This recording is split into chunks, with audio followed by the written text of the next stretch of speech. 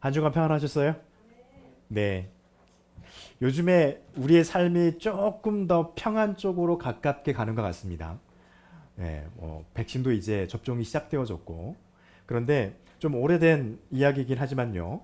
우리가 코로나 때문에 우리 안에서 이루어진 일들 속에서 우리가 평상시에 누리고 있었는데, 코로나 때문에 이거 참 귀중하다 느꼈던 것들이 참 많죠.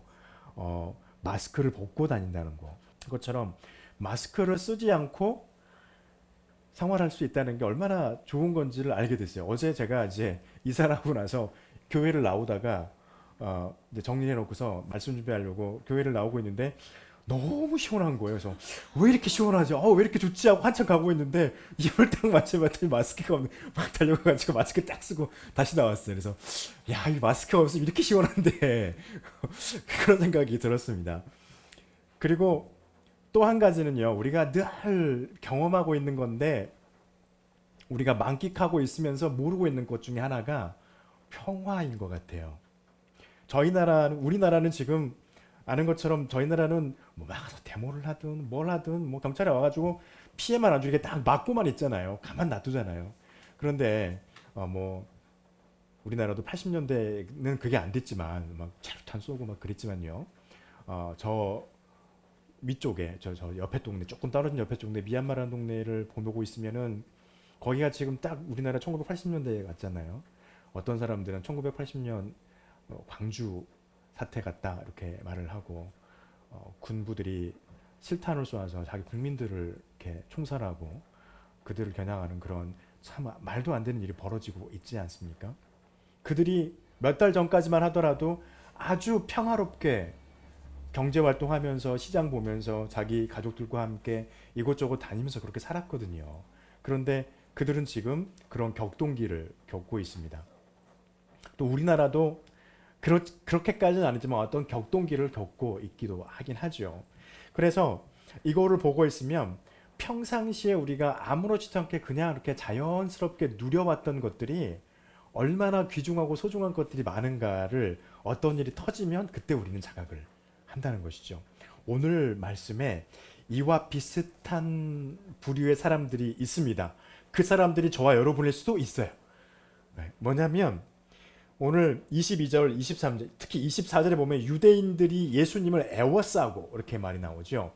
유대인이 나와요. 그리고 예수님이 나옵니다. 이 유대인들은 우리가 잘 알고 있는 것처럼 출애굽기에서 하나님의 선택을 받은 백성들이죠. 물론 출애굽기에 선택받은 건 아니죠. 창세기 12장에서 하나님께서 아브라함을 선택을 하고 그 아브라함의 자손들로 이루어진 이스라엘이라고 하는 하나의 민족을 하나님께서 아브라함에게 약속하신 것 때문에 그들 선택을 하셨지요. 그리고 그들이 누린 것은 무엇이냐면요. 하나님께서 주신 말씀이었어요. 그죠? 저와 여러분은 우리나라 민족은 정확하게는 모르겠어요. 아주 옛날로 거슬러 가면 어떻게 될지 모르겠지만 그 태초로 거슬러 가면 어떻게 될지 모르겠지만 우리가 알고 있는 역사 안에서는 우리나라 민족은 하나님으로부터 받은 어떤 계명, 율법 이런 게 없어요. 무슨 전설 같은 건 있지만 계명은 없어요. 그래서 그게 명문화되어 있는 계명을 가지고 있는 민족들이 별로 없습니다. 근데 그 명문화되어 있는 계명을 가지고 있는 아주 대표적인 민족, 그것도 흔들리지 않고 그것이 지금까지 이어져 온 민족은 이스라엘 민족, 유대인들이죠. 십계명이죠. 이들은 그 십계명을요 하나님께로부터 받아서 하나님의 말씀을 가지고 그들은 누리면서 살았던 민족입니다. 대단한 민족이죠. 그리고 또 한 가지는 끊임없이 하나님의 은혜 가운데 있었던 민족이었다는 것입니다. 우리가 잘 아는 것처럼 이스라엘 백성들이 아주 빠른 시일 안에 1년도 안 돼서 가나안 땅으로 들어갈 수 있었죠. 출애굽기에 보면. 그런데 그들이 12명의 정탐꾼을 보냈는데 그 정탐꾼들이 이런 실수를 하고 말았죠. 잘못된 보고를 합니다. 인간의 눈으로 된 보고를 하고 2명만 하나님께서 우리에게 주시면 이 땅은 우리 것이다 했는데 그들의 결정은 무엇이었습니까? 민주주의라고 하는 이름으로 해서 우리는 못 들어가. 그래서 그들이 바로 들어갈 수 있었는데 40년을 광야에서 둡니다. 40년 동안 그들이 누린 것도 무엇이었습니까? 우리 여성 권사님 집사님들이 좋아하실 거예요. 물론 남자들도 요즘엔 하지만 밥을 안 지어도 돼. 40년 동안 아침 딱 되면 밖에 나가면 나와 있어요. 그죠? 이슬 위에 딱 같이 만나라고 하는 게 맺혀 있고 걷어오기만 하면 되는 거예요. 고기 먹고 싶다고 하니까 고기 안 구워도 되고 잡을 필요도 없어요. 메추라기가 그냥 막 날아옵니다. 그래서 그거 잡았다 그냥 먹었어요. 그렇게 살았습니다. 거기 보니까 그렇게 돼 있죠. 그들이 40년 동안 신었던 옷도 해이지 않고 신발도 닳지 않았다. 기가 막힌 일이죠. 40년 동안 한 3, 4년 길면 5, 6년 동안은 신발이 해지지 않는다는 건 이해가 될 수 있어요. 옷도. 네. 그런데 40년 동안 헤어지지 않았다. 이건 참 대단한 일인 것 같습니다. 이번에 저희가 그냥 우스갯소리입니다. 이사를 하면서 이제 짐 버릴 게 좀 있나 하고 이제 막 짐을 이것저것 막 버립니다. 그래서 오래된 옷들을 꺼내가지고 막 버리는데 제가 한 10년 정도 된 이제 양장들을 꺼내가지고 보니까 야 10년이 됐는데 그때 당시에는 그래도 나쁘지는 않아. 비싼 건 아니지만 나쁘지 않다라고 샀는데 한 10년 이상 있겠지. 그랬더니 10년 딱 지나니까 이제 이게 헤어졌구나. 이게 눈에 보이더라고요. 그래서 이제 다 버렸어요. 다 버리고 또 너무 크고 해서 이제는 못 입겠다 해서 다 버렸는데 그거 딱 봤을 때 시간이 지나면 옷이나 신발은 당연히 헤어지는 거지요. 근데 그들은 40년 동안 옷과 신발이 낡아지지 않았다는 거예요. 엄청난 은혜인 것이죠. 그 은혜가 끝나고 그들이 가나안 땅에 들어왔습니다. 그리고 난 다음에 그들이 누렸던 것은요. 하나님의 은혜였어요. 하나님의 말씀이었고 하나님의 채찍질이었습니다. 우리가 기억하고 있는 것처럼 사무엘 상하 이하부터 사사기 이하부터 쭉 무슨 일이 반복되나요? 이스라엘 백성들이 정신 차리고 하나님 앞에 서 있을 때는 하나님의 은혜를 누립니다. 평안을 누리고 잘됨을 누리고 복됨을 누렸죠. 그런데 그들이 조금 이상해져 가지고 하나님 아닌 다른 것을 섬기기 시작하고 하나님께서 말씀하신 것을 따라가지 않고 아까 우리 김광희 집사님 말씀하신 세상의 허탄한 것을 따라가 쫓아가기 시작하면 하나님이 선지자나 사사를 보내가지고 아니면 옆에 있는 민족들을 보내가지고 이스라엘들을 막 들들들 볶아요. 그죠? 그래가지고 결국에는 뭐 하랍니까? 사사나 선지자를 보내서 예언자를 보내서 그들을 일깨웁니다. 일깨우는 말은 딱 한 가지였죠. 하나님 앞에 돌아와서 회개하고 무릎 꿇어라 이거였어요. 그래서 돌아옵니다. 오늘 있는 요한복음 우리가 읽었던 10장 24절에 있는 이 유대인들이 지금 그 은혜를 누리고 있었어요. 어떤 은혜일까요? 하나님의 말씀이라고 하는 은혜를 누리고 있었어요.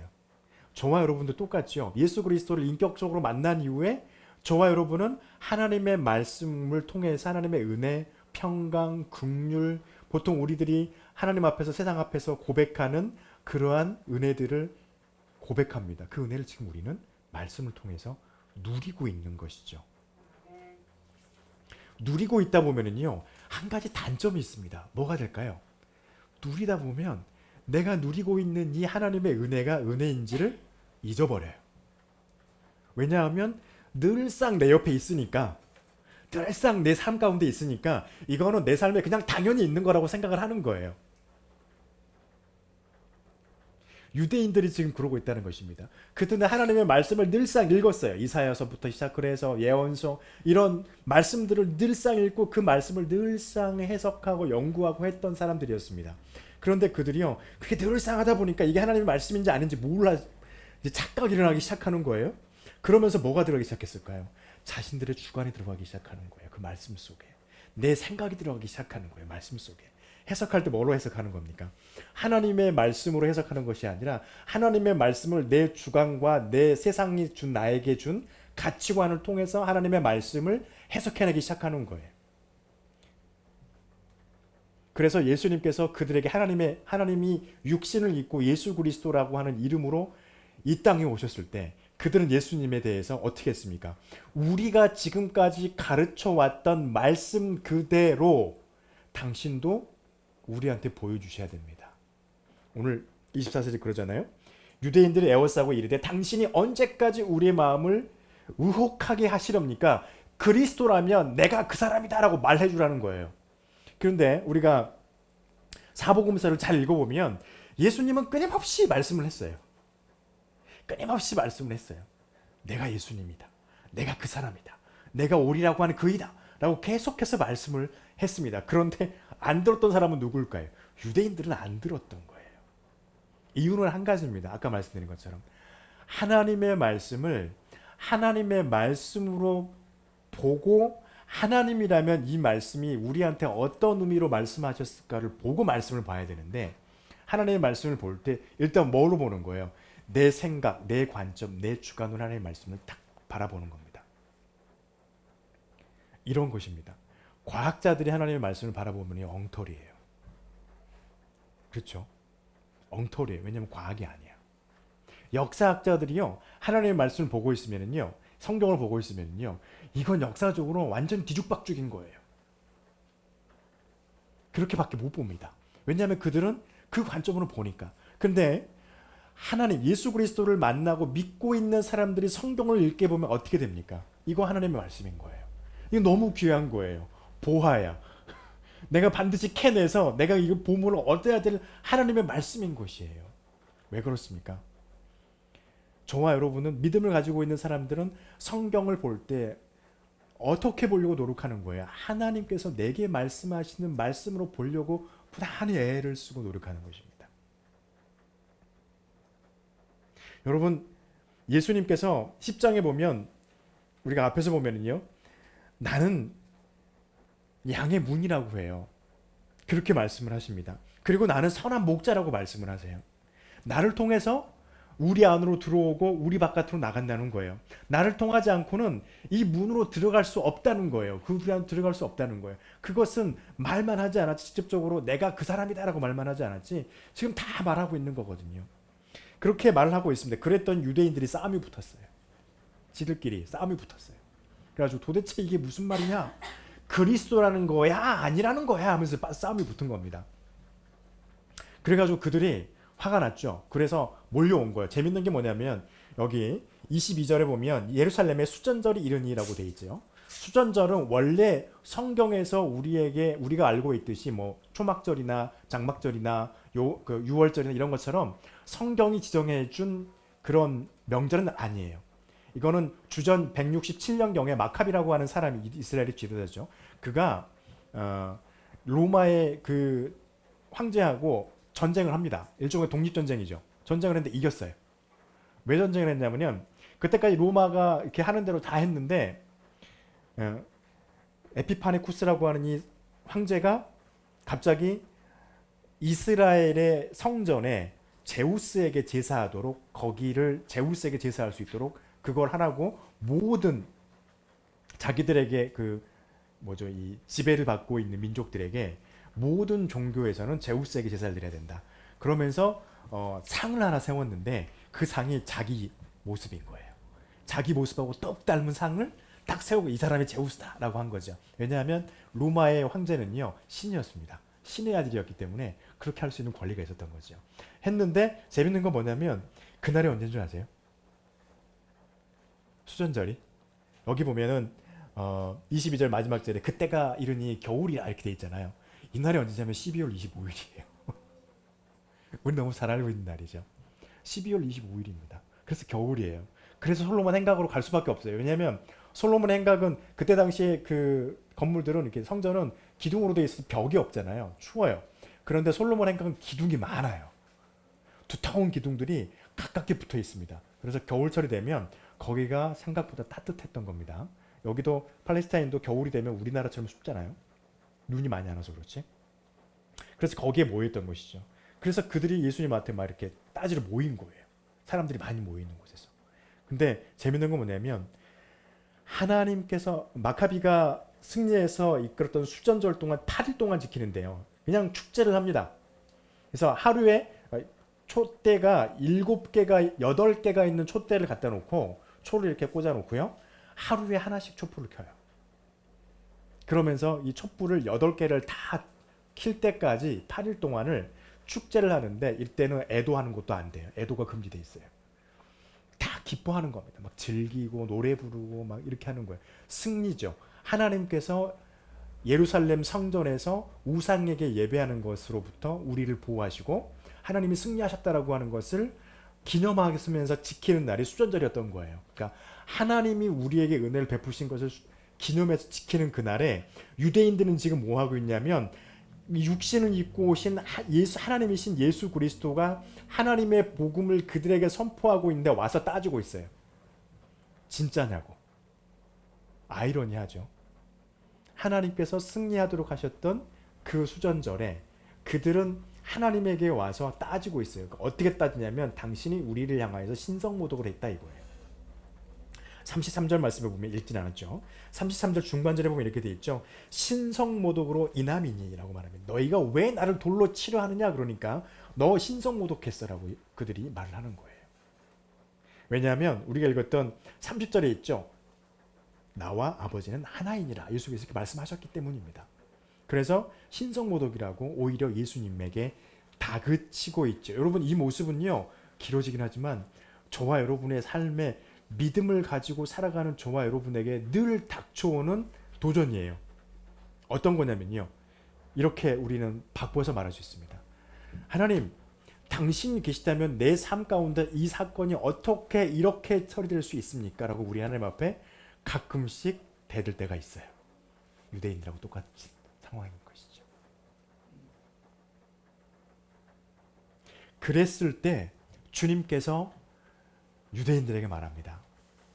너희가 나의 양이었더라면 이렇게 말씀하시는 거죠. 26절에 있는 말씀에서 말하시죠. 너희가 나의 양이었더라면 너희가 내 음성을 듣고 내가 누구인지 알았을 거야 라고 말하는 것입니다. 너희가 양이었더라면 내 음성을 듣고 그 양이 내게로 왔을 것이고 37절 38절 말씀이에요. 내가 행했던 것을 너희가 보았으리라 라고 말하고 계십니다. 그런데 재미있는 말씀을 또 하시죠. 너희가 나의 양이 아니기 때문에 너희는 나의 소리도 듣지 못하고 내가 행한 것을 보지도 못하는 사람들이 되었다. 여러분 여기서 중요한 게 하나 있어요.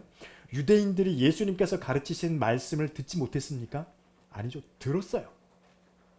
예수님께서 행하셨던 그 수많은 이적과 기적들을 유대인들은 일부러 보지 않았습니까? 아니요. 그들도 봤어요. 똑같이 봤어요. 그 자리에 있었어요. 그런데 그들에게 예수님께서 말씀하시는 건 뭐예요? 너희는 나의 소리를 듣지 못했고 내가 행했던 것을 보지 못했다는 거예요. 이것은 무엇입니까? 그들은 예수님께서 하나님의 말씀으로 가르쳐서 말씀하셨던 것들을 듣고 보았지만 이적들을 보았지만 그들이 그것을 보는 이유는요. 하나님이라고 하는 것을 인정하고 믿기 위한 것이 아니라 어떻게 하면 저 사람을 신성모독으로 꿰가지고 죽일 수 있을까만 고민하고 있었던 사람들이에요. 완전 달랐던 것이죠. 그래서 여러분 우리가 알고 있는 것처럼 주님께서 우리가 4월에 지나갔던 그 고난주간 때 그들의 법정에서 내렸던 재판의 최종 판결은 무엇입니까? 신성모독이에요. 33절에서 지금 이들이 말하고 있는 것처럼 네가 자칭 너를 하나님의 아들이라고 칭했기 때문에 우린 너를 살려둘 수가 없어. 무상이다 이거죠. 이들이 바라보고 있는 것은 어찌 보면 정말 타당해 보일 수도 있어요. 그런데 중요한 건 이것입니다. 그들이 자신들의 관점에서 이렇게 말하고 있어요. 왜 이렇게 했을까요? 곰곰이 생각을 해보았습니다. 왜 유대인들이 예수님께서 예수님의 말씀을 하나님의 말씀을 그렇게 풀고 그들의 마음 가운데 찔림이 있고 또 그들의 마음을 윤화시키고 풀고 정화시키기도 하고 또 실은 그 예수님 하나님의 이름으로 행하셨던 그 수많은 이적과 기적들을 보았다면 만약 저와 여러분이 예수님의 말씀을 그 행하는 기적들을 우리가 우리 눈으로 이 자리에서 직접 봤다면 여러분 정말 목에다 칼을 딱 대고 예수님 부인해봐 절대 부인 안 할 거예요. 할 수가 없을 거예요. 왜냐하면 말이 안 되는 일을 하신 거거든요. 그런데 왜 이들이 이랬을까요? 곰곰이 생각해 봤습니다. 한편으로는요, 이들이 정말 불안했던 게 뭐냐면 지금까지 자기들이 이스라엘 백성들에게 하나님의 말씀을 가르쳤잖아요. 잘못됐다고 하는 게 인정되는 게 싫은 거예요. 그들이 율법을 풀어서 가르치고 그들에게 이스라엘 백성들이 율법이 잘 지켜내도록 막 독려했잖아요. 근데 예수님께서 그러죠. 그들에게는 너희가 율법의 짐을 지우고 너희는 율법으로부터 자유로워졌다. 비판하셨어요. 그 말은 뭡니까? 그렇게 안 해도 되는데 그렇게 했다는 거예요. 율법을 이용해요. 그러면서 자기들의 이익을 취합니다. 율법을 이용해서 자신들의 지위를 확고하게 채워놔요. 우리나라의 어떤 사회심리학자가 그런 말을, 사회심리학자인가요? 인지심리학자인가요? 정확히 기억이 안 나는데 한 교수님이 나와서 그런 말 한 적이 있습니다. 성공을 하거나 최근에 아주 큰 성공을 한 사람이나 아니면 최근에 엄청난 투자를 해가지고 이익을 많이 본 사람, 또 사업을 했는데 크게 성공한 사람은요, 미래에 대해서 예측해봐라 그러면 어떻게 예측하냐면 변하지 않을 것이다 이렇게 예측한대요. 그래서 사람들 왜 그러냐면 자기가 지금 큰 성공을 거두었으니까 미래가 바뀌면 이게 흔들리는 거예요.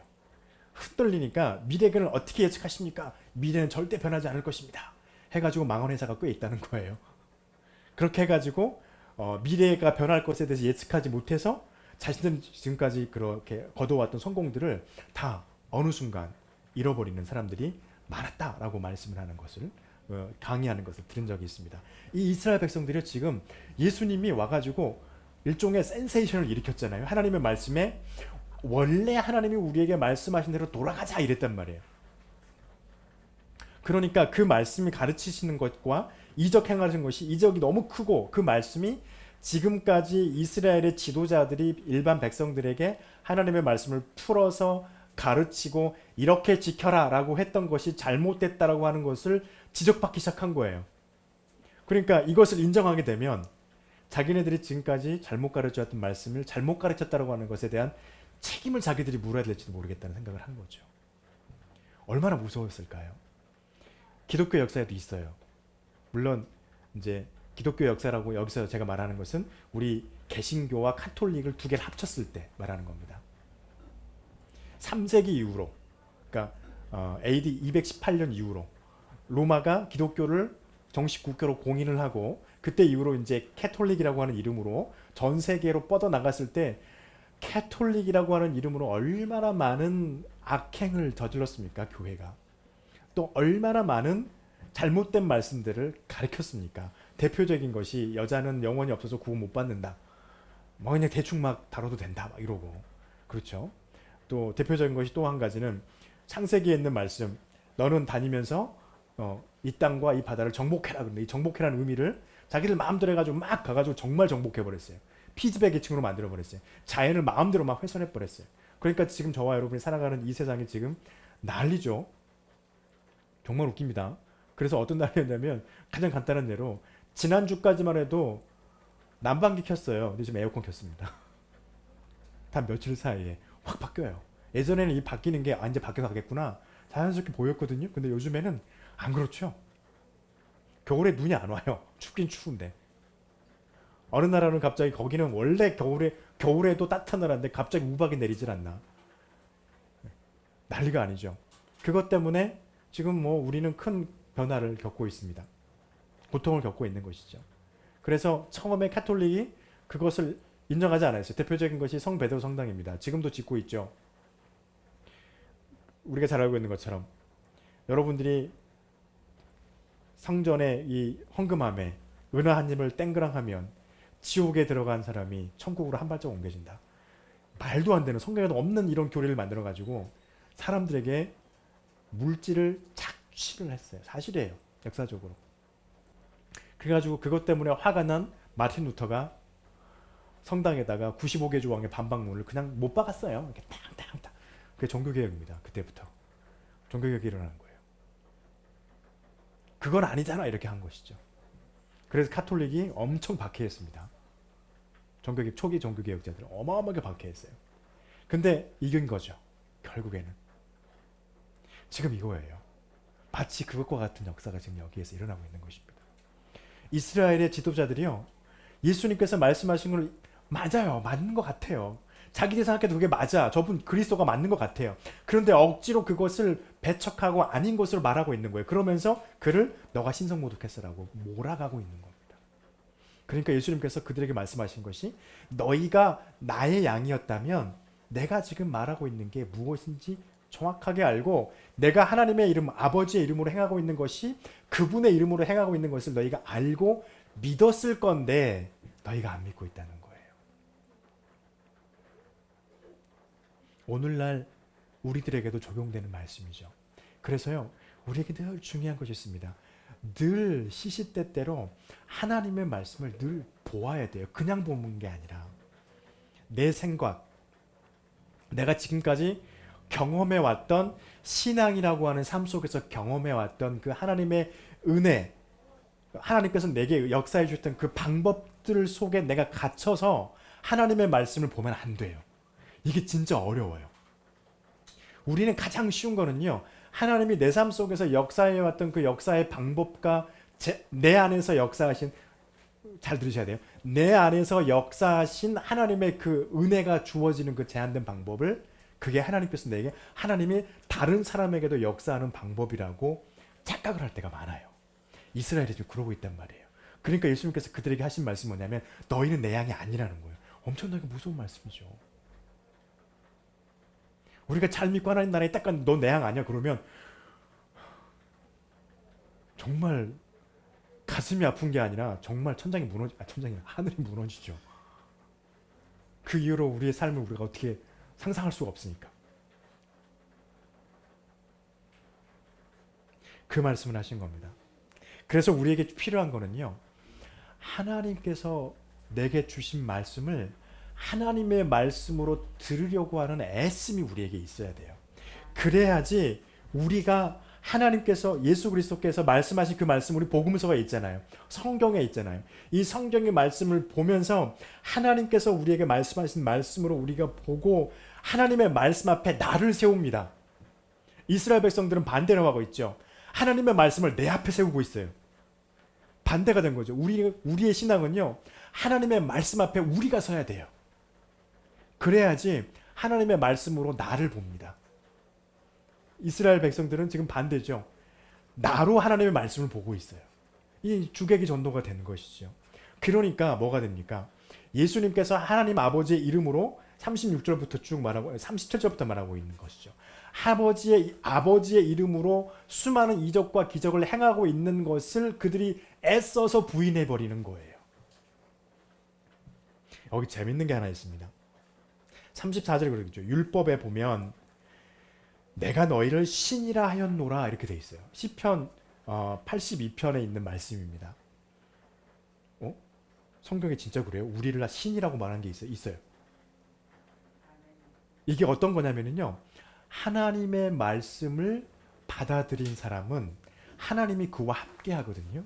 그래서 하나님의 아들이라 인침을 받은 그 표현을 애써서 하고 있는 것입니다. 그래서 하나님의 말 알고 하나님의 말씀을 받은 자들은 너희는 하나님께서 신이라고 인정해 주셨다는 거예요. 하나님의 말씀을 갖고 있기 때문에 하나님의 아들이라는 거예요. 그래서 그 34절에 있는 너희를 신이라 했다. 이 신이란 말 때문에 신학적인 논쟁이 엄청나게 많이 일어났어요. 중세시대도 그렇고 지금도 그래요. 그래서 천사냐, 아니면 무슨 타락한 누구냐, 아니면 다른 신의 어떤 하늘의 천상적인 존재이냐 그랬는데 그건 아니에요. 성경학자들은 그렇게 말합니다. 출애굽 시내산에서 하나님 앞에 십계명을 받은 백성들을 신이라고 말하고 있어요. 하나님의 말씀을 받은 자들이죠. 따져보면 저와 여러분도 하나님의 말씀을 받은 자들입니다. 이 범주 안에 들어가는 것입니다. 하나님의 아들이라고 하는 인침 가운데 들어있는 자들인 거예요. 그런데 너희가 그것을 들었지 않느냐 예수님께서 말씀하시는 거예요. 그래서 36절에서 말씀하십니다. 하물며 아버지께서 거룩하게 하사 세상에 보내신 자가 나는 하나님의 아들이라 하는데 뭐가 잘못되어 있냐는 거예요. 하나님이 너희도 하나님의 아들이라고 했잖아. 그런데 내가 와서 하나님이 나를 거룩하게 만드시고 거룩하게 선별하시고 너희에게 하나님의 말씀을 가르치고 하나님 아버지의 이름으로 수많은 이적과 기적들을 행하면서 너희에게 하나님의 말씀을 전하고 있는 내가 나를 하나님의 아들이라고 말하는데 그게 잘못되어 있느냐라고 말을 하고 있는 것입니다. 여러분, 이 예수님의 이 말씀은요, 유대인들이 신성모독이라 하는 것에 대한 반박이지만 조금 더 나아가면요, 하나님의 말씀으로 예수님께서 자기 자신을 변호하고 계시는 겁니다. 하나님의 말씀 앞에 서서 변호하고 있는 거예요. 그들은 이 말씀을 애써서 부인하고 있는 겁니다. 그래서 그들은 내 양이 아니라고 말씀하세요. 근데 그들에게 예수님께서 정말 다행인 것이에요. 저와 여러분에게 다행인 것이 은혜를 주셨습니다.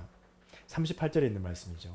내가 행했는데 너희가 나를 믿지 아니할지라도 라고 돼 있죠. 그 일을 믿으라. 어떤 거냐면요. 내가 아버지의 이름으로 너희 앞에 행했던 이적과 기적들을 너희가 보았다면 내가 말하고 가르친 이 말씀을 너희가 믿지 못할 것 같더라도 아버지의 이름으로 행했던 그 기적을 믿으라는 거예요. 그럼 아버지를 믿는 거잖아요. 그럼 나중에 기적을 믿게 되면 예수님께서 말씀하신 말씀을 믿을 수밖에 없게 되는 것이죠. 그러면 내가 아버지 안에 있는 것과 아버지가 내 안에 있는 것을 너희가 깨닫게 되리라 라고 말씀하시는 겁니다. 여러분 이게요. 유대인들이 영원히 버림받은 것처럼 우리는 보이잖아요. 그런데 이 말씀을 통해서 보면 여전히 유대인들이 하나님 아버지 품에 돌아올 수 있는 길을 여전히 열어주고 계신 하나님이라고 하는 것을 우리가 볼 수 있습니다. 여러분 오늘 22절부터 길게 보았습니다. 39절에 있는 이 말씀이시죠. 39절에 있는 이 말씀을 통하여서 우리가 알 수 있는 것은 그거예요. 우리 말씀 제목에 있는 것처럼 들을 수 있는 귀, 볼 수 있는 눈. 어디 안에서요? 하나님의 말씀 앞에서 하나님의 말씀을 들을 수 있어야 됩니다. 하나님의 말씀으로.